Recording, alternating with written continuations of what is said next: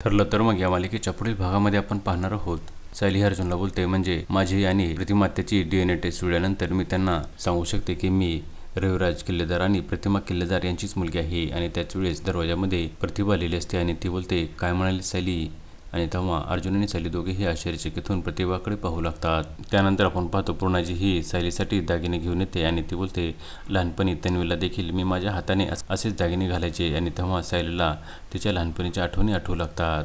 त्यानंतर आपण पाहतो सायली ही अर्जुनला बोलते, अर्जुन सर, माझ्या पायावर देखील तन्वीच्या पायावर जशी जन्मखून आहे तशीच आहे. आणि ती आपला पाय अर्जुनला दाखवते. तेव्हा अर्जुन बोलतो, ही तर फक्त भाजल्याची खून आहे. आणि तेव्हा अर्जुन आणि सायलीच्या मनामध्ये प्रियाविषयी संशय येतो आणि अर्जुन बोलतो, आणि तुला प्रियामुळे भाजले होते, म्हणजे याचा अर्थ प्रियाने जाणीवपूर्वक हे केले आहे.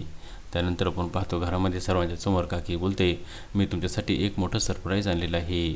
आणि त्या एका व्यक्तीला आतमध्ये बोलवते आणि त्याचा चेहरा पाहिल्यानंतर सर्वांना खूप मोठा धक्का बसतो. आता पुढे येणाऱ्या भागामध्ये सायली हीच खरी तन्वी आहे हे सायली सिद्ध करू शकेल का, हे पाहणे अतिशय रंजक ठरणार आहे. ठरलं तर मग या मालिकेचे सर्व अपडेट्स पाहण्यासाठी आमच्या चॅनलला लाईक करा, शेअर करा आणि सबस्क्राईब करायला विसरू नका.